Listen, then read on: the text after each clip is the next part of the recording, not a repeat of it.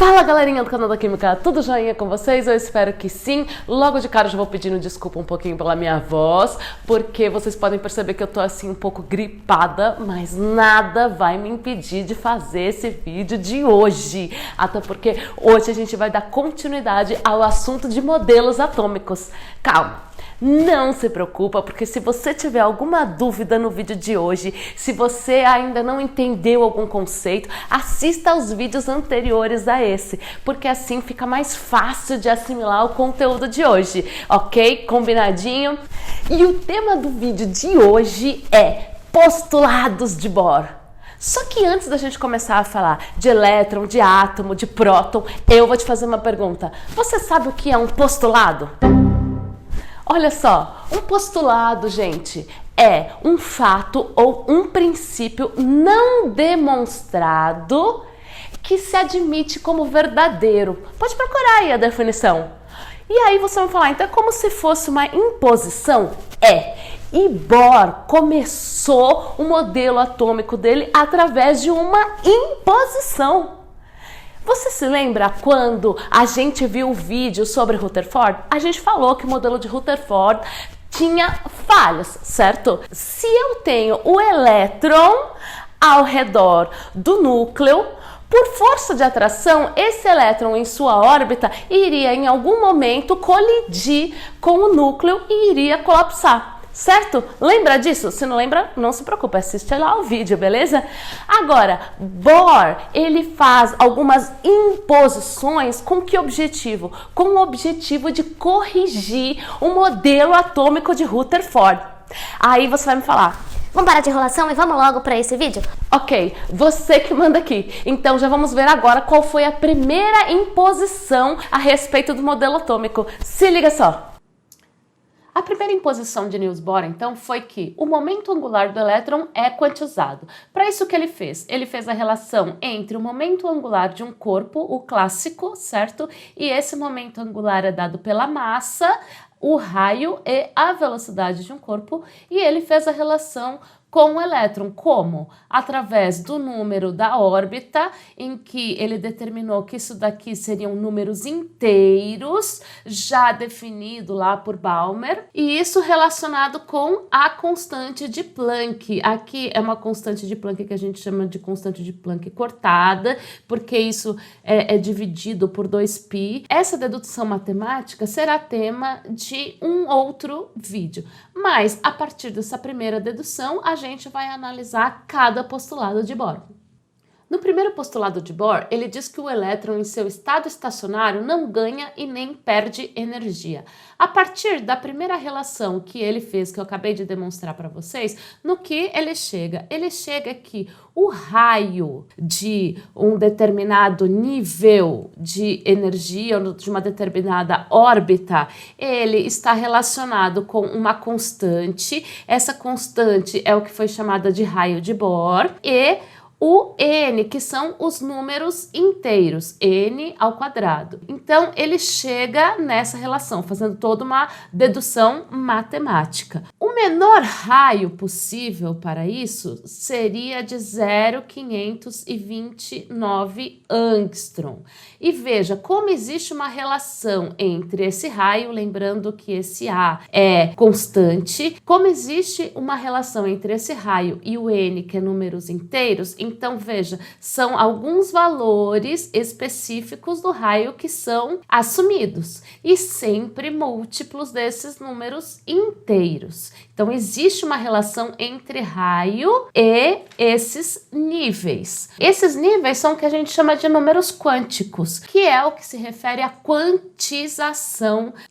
Como ele assume que o momento angular ele é quantizado, isso significa que para cada raio existe uma energia específica. E veja, essa energia é também relacionada a esses números inteiros. Então, quando um elétron está no seu estado estacionário, ou seja, no seu estado natural, vamos imaginar este elétron aqui. Ele é correspondente a um determinado raio. Veja que o menor raio determinado, então, por Bohr é de 0,529 e quando ele está aqui, ele possui uma determinada energia. Ele não ganha e nem perde energia, porém está relacionado a uma determinada energia. A energia referente a esse raio, que é o menor, de 0,529, é uma energia igual a 13,6 eletronvolts. Lembrando que esse EH aqui é uma combinação de constantes. O segundo postulado de Bohr diz que ao ganhar energia, o elétron passa para um nível maior de energia e ele é conhecido, nesse caso, quando ele passa para um nível maior de energia, de elétron excitado. Veja, então aqui a gente consegue entender isso. Imagina que o elétron, em seu estado natural ou em sua órbita natural, ele estava aqui no nível 1. Quando ele ganha determinada energia, ele sai do orbital 1 e vai para o orbital 2 ou mais externo. E quando ele salta para um orbital mais externo, significa que ele está no seu estado excitado.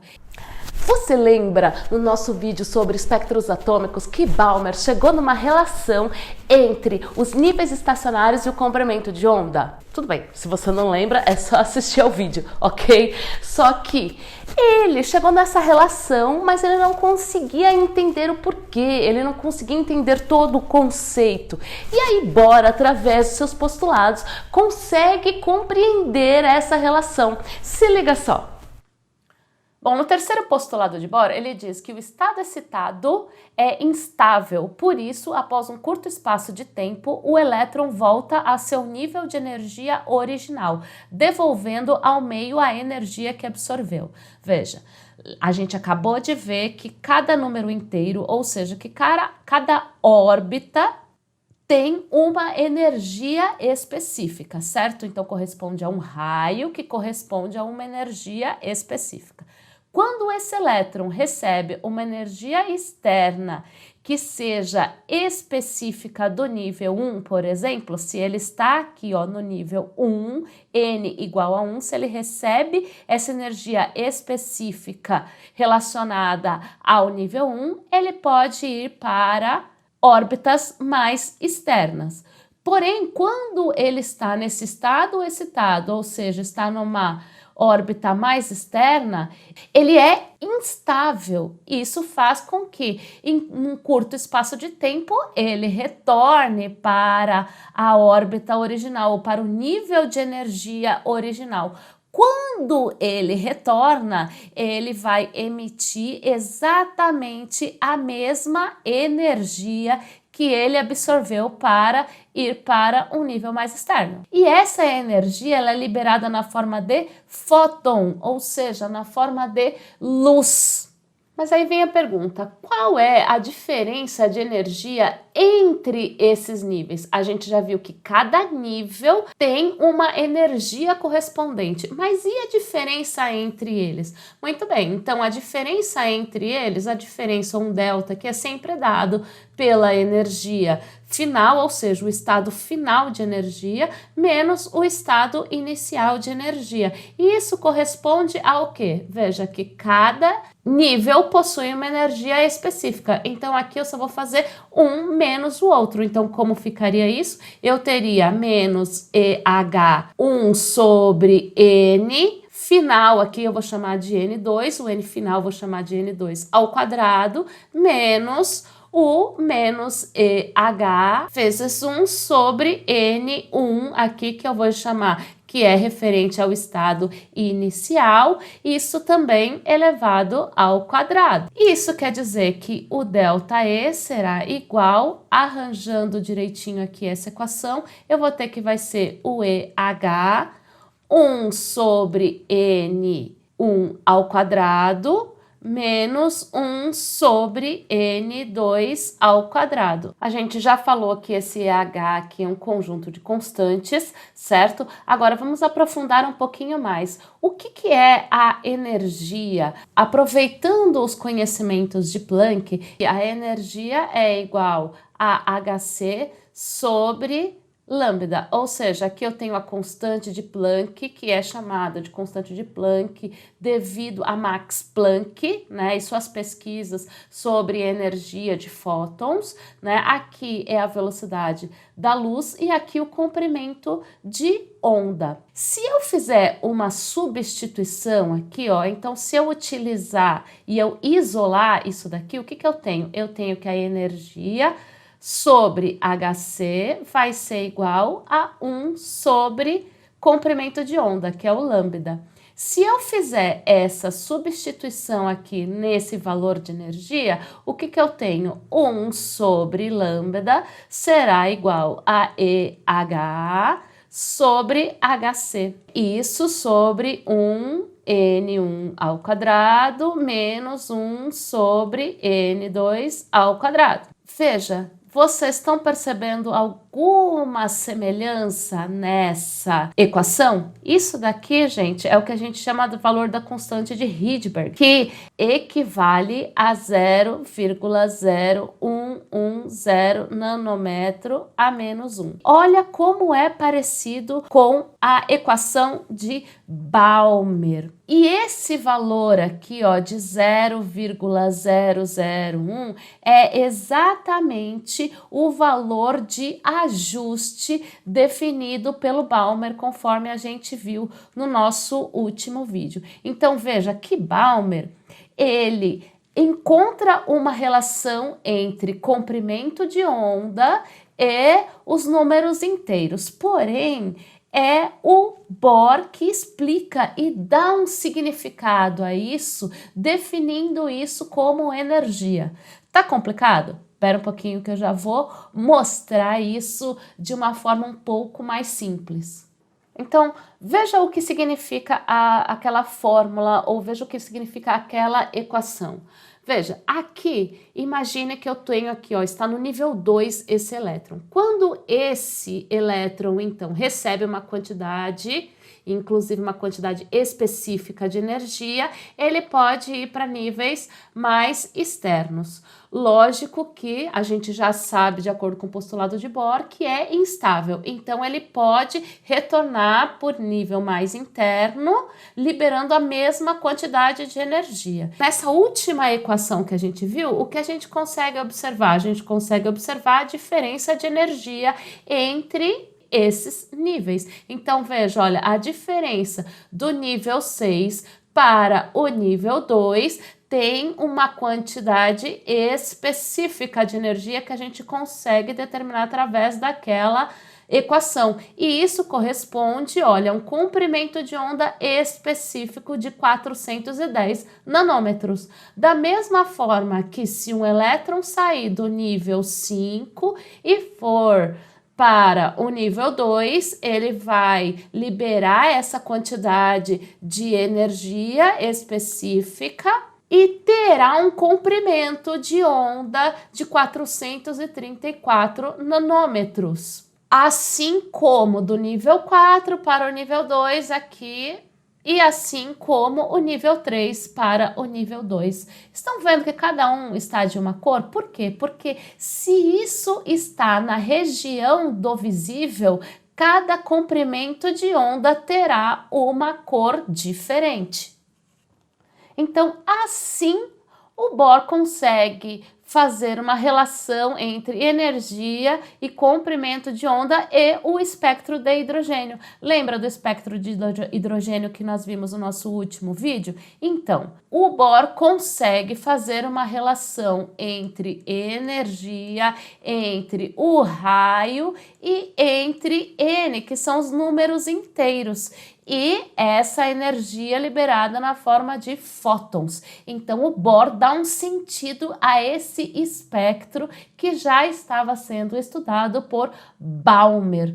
Quando eu olho para esse espectro do hidrogênio, esse espectro de emissão do hidrogênio, o que significa? Essa linha vermelha representa o quê? Representa a transição do elétron do nível 3 para o nível 2. Ele libera uma energia na forma de fótons, que está na região do visível, inclusive, que tem um comprimento de onda específico. Ele absorve uma energia específica para ir do nível 2 para o nível 3 e libera a mesma quantidade de energia quando retorna.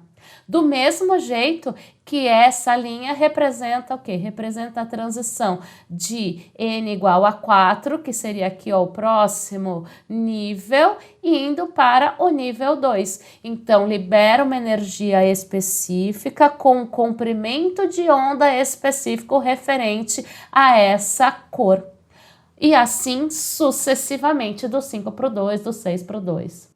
Isso aqui, então, representa o que a gente chama de salto quântico. E esse é o princípio dos fogos de artifício. Se liga só, a pólvora no momento do estouro, ela libera energia. E os fogos de artifício, eles contêm sais. Esses sais, principalmente os cátions metálicos, eles absorvem essa energia. Os elétrons vão para níveis mais energéticos e ao retornarem, eles liberam essa energia na forma de fótons. E aí é aí que vem essas luzes coloridas, porque possuem comprimentos de ondas diferentes. Legal, né? E ó, não esquece, gente, se você tá achando legal, não esquece de dar um like, se inscrever no canal, ativar o sininho da notificação e se curtir e se aprender, não esquece de compartilhar com os amigos. Ok? Vamos lá, vamos dar continuidade ao nosso vídeo. Se liga aí, ó, presta atenção, não acabou não, hein? Se liga! Através de seus postulados, então, chegou-se ao modelo atômico de Bohr, onde os elétrons orbitavam em níveis estacionários e que poderiam, com energia quantizada, passar para níveis mais energéticos e, ao retornar, emitir a mesma quantidade de energia. Cada nível estacionário representado por números inteiros e cada nível ficou conhecido com uma letra. Em primeiro nível, K, L, M, N, O, P e assim sucessivamente. Em 1913, Niels Bohr, ele publicou um artigo falando sobre esses postulados. Inclusive, o objetivo desse artigo, ele coloca que era corrigir o modelo de Rutherford, que inclusive era o seu professor. Em 1922, Niels Bohr ganha o Prêmio Nobel de Física justamente pelas suas pesquisas com a radiação. E esse foi o tema do nosso vídeo de hoje. Eu espero que vocês tenham curtido, eu espero que vocês tenham gostado, eu espero que vocês tenham aprendido bastante com o nosso canal. Não esquecem, avisa aos amigos sobre o nosso canal e fique esperto lá nas nossas redes sociais, porque lá a gente mostra todas as novidades lá do nosso canal. Belezinha? Até o nosso próximo vídeo.